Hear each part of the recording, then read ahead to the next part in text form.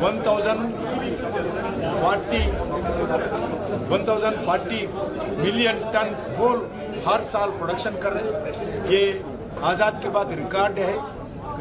आज लगभग 5 लाख लोग कोल सेक्टर में डायरेक्ट काम कर रहे हैं, 25 लाख लोग इनडायरेक्ट काम कर रहे हैं, माइनिंग सेक्टर में 50 लाख लोग काम कर रहे हैं। आने वाले दिन में जो अलग अलग रिफॉर्म्स के कारण जो कोल के द्वारा प्रोडक्शन बढ़ाने के लिए प्रयास कर रहे हैं और हम भारत अभी इस 10 साल में सेकंड लार्जेस्ट कोल प्रोड्यूसर बन गए, सेकंड लार्जेस्ट कोल कंज्यूमर बन गए और 5th लार्जेस्ट रिजर्व्स आइडेंटिफाई किए गए।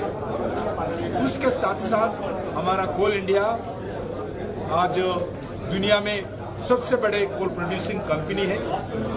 हमारे छत्तीसगढ़ के जो 2 कोल माइंस दुनिया के सबसे बड़ा कोल माइनिंग ब्लॉक्स भी है। आज हम पावर जनरेशन के लिए 72 to 73% आज पावर कोल आधारित थर्मल प्रोजेक्ट्स के द्वारा प्रोडक्शन होता है। देश में आज पावर शॉर्टेज किधर भी नहीं है। पहले एग्रीकल्चर के लिए भी हो,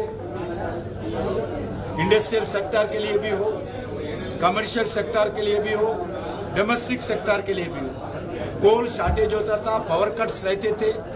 आज देश में जितना पावर चाहिए उतना पावर आज मोदी जी के नेतृत्व में देश में हर सेक्टर को दे रहे हैं। ये पावर सेक्टर में एक न्यू इंडिया आज स्थापित किया गया।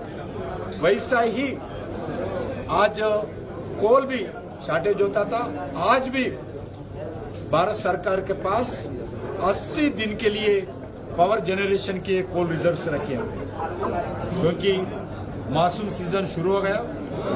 कोल प्रोडक्शन बरसात ज्यादा हो गए तो एक बार प्रोडक्शन में थोड़ा प्रॉब्लम आते हैं। आदरणीय प्रधानमंत्री जी आदेश पर आज 80 दिन का कोल हम स्टॉक्स रखे हैं। हमारा देश के लिए कोल का अच्छे स्थिति आज में है। उसके लिए आज एक नया सेक्टर कोल गैसिफिकेशन के द्वारा जो हम इंपोर्ट करते हैं, फर्टिलाइजर हो, पेट्रोलियम प्रोडक्ट्स हो, वो उसको कम करने के लिए आज कोल गैसिफिकेशन के द्वारा लगभग 46,000 करोड़ का नया स्कीम अभी भारत सरकार कैबिनेट के द्वारा अप्रूवल किया है। फर्स्ट फेज सेकंड फेज मिलाकर आज उसके लिए रोड शो शुरू किया है। आज आने वाला बॉम्बे में, हैदराबाद में अलग अलग जगह रोड शोज करने वाले हैं। इस कोल गैसिफिकेशन का प्रोजेक्ट्स देश भर में लगभग 2 साल के अंदर रिजल्ट आना चाहिए। उस दृष्टि से हम काम आगे बढ़ा रहे हैं। How are you dealing with the petroleum price, sir? Because petroleum prices are also impacted several of the mining activities. So how different coal agencies, mining agencies are dealing? अभी हमारा को कोई ऐसा प्रॉब्लम नहीं है। थोड़ा 1-2 दिन डीजल का प्रॉब्लम था व्हीकल्स के लिए। हम स्लोली डीजल को छोड़े ईवी व्हीकल्स में आ रहे।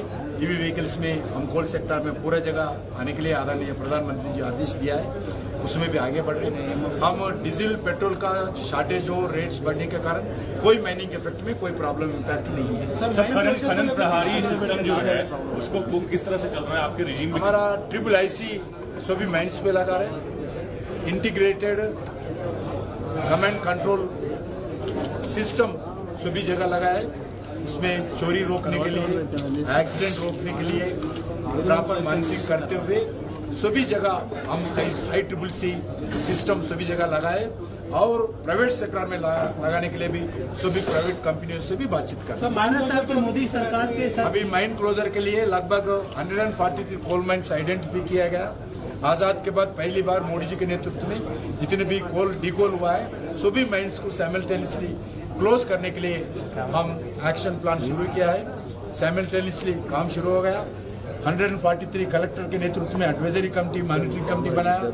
कोल मिनिस्ट्री के द्वारा 143 नोडल ऑफिसर बनाया। आदरणीय प्रधानमंत्री जी पैसे जितना चाहिए उतने पैसे इस माइन क्लोजर के लिए देने के लिए तैयार आए हैं, आदेश दिया गया। ऐसी मेरा जैसे एक मंत्री और हमारे कोल मिनिस्ट्री के सीनियर ऑफिसर्स कोल कंपनीज के डायरेक्टर्स सभी लोग एक एक माइन को मॉनिटरिंग करने के लिए अडॉप्ट किया गया। हम भी एक एक माइन पे जाके मॉनिटरिंग कर रहे हैं। सभी 143 मंथ्स 2028 के अंदर पूरा माइन क्लोजर साइंटिफिक मेथड में पूरा कंप्लीट होगा। 12 साल की मोदी सरकार का क्या अचीवमेंट आपको लगता है मेजर अचीवमेंट, अगर 2 आप काउंट कर सकें, और 2 आपको लगता है मेजर चैलेंजेस का? अजी हम कोल सेक्टर पारदर्शी के साथ काम कर रहे हैं, प्राइवेट सेक्टर से ज्यादा लोगों को बुला रहे, अच्छे इन्वेस्टमेंट्स आ रहे, बाजार बड़ा पैमाने पे रोजगार मिलेगा, रोजगार मिल रही है। मैं पहले बता चुका हूँ 5 lakh direct employment, 25 lakh indirect employment coal sector के द्वारा। माइनिंग सेक्टर में सब मिलकर डायरेक्ट इनडायरेक्ट 50 लाख लोग डिपेंडेंट हो गए, और आने वाले दिन में कोल सेक्टर और ट्रांसपेरेंसी के साथ बढ़ाएंगे। अभी इंपोर्ट कम किया है, import last year 60,000 crore foreign exchange Bharat सरकार सेव किया है इंपोर्ट के द्वारा। आने वाले दिन में और मोर इंपोर्ट कम करने के लिए, जीरो करने के लिए भी हम तैयार हैं, उसी दिशा में आगे बढ़ रहे हैं। एक क्रिटिकल मिनरल मिशन भी शुरू किया है, क्योंकि आज क्रिटिकल मिनरल के बिना कोई काम नहीं कर सकते हैं। जो नया टेक्नोलॉजी जितना भी आ रहे हैं, AI टेक्नोलॉजी से लेके सेल फोन मैन्युफैक्चरिंग तक, एक फ्रिज से लेके कूलर से लेके एक EV व्हीकल्स तक सभी जगह क्रिटिकल मिनरल्स का जरूरी है। इसके लिए 32,000 करोड़ से लेकर एक नेशनल क्रिटिकल मिनरल मिशन बनाया। हम पूरे अलग अलग एक्सप्लोरेशन क्रिटिकल मिनरल्स रिजर्व जिधर भी है वो आइडेंटिफाई कर रहे हैं, उसमें एक्सप्लोरेशन शुरू किया है बहुत जगह। जो एक्सप्लोरेशन कंप्लीट हुआ, ऑक्शन भी शुरू किया है, और प्राइवेट कंपनीज को और PSCs को क्रिटिकल मिनरल्स ब्लॉक्स दे रहे। R&D एक्टिविटी बढ़ाया, विदेश में जाके अर्जेंटीना जैसे देश में क्रिटिकल मिनरल्स ब्लॉक्स ले रहे, उसके द्वारा माइनिंग करके, एक्सप्लोरेशन माइनिंग करके उधर भी आप ऑफिस खोले, स्पीडी गति से उधर भी जो माइन्स लिया गया अर्जेंटीना में वो एक्शन एक्सप्लोरेशन शुरू किया है। एक्शन में लेकर उसमें भी आने वाले दिन में जल्दी से जल्दी प्रोडक्शन शुरू करना चाहिए। जैसा विदेशों में अलग अलग जगह जो माइनिंग सेक्टर में प्रोडक्शन करते हैं, उनके जगह ट्रेडिंग करके भारत को तुरंत क्रिटिकल मिनरल का रॉ मटेरियल हो, सेमी प्रोसेस हो, मटेरियल लाने के भी प्राइवेट सेक्टर के लोगों को हम प्रोत्साहित कर रहे हैं। सर पॉलिटिकल सवाल 2 ले लेते हैं। एक हाँ पॉलिटिकली, क्योंकि रेवंत रेड्डी जो हिटलर जो बात उन्होंने कही, और उन्होंने ये भी कहा कि जैसे किरण रिजिजू जी ने कहा कि भेदभाव करने की कोशिश कर रहे हैं नॉर्थ एंड साउथ। जो राहुल गांधी जो बड़ा बात करते हैं,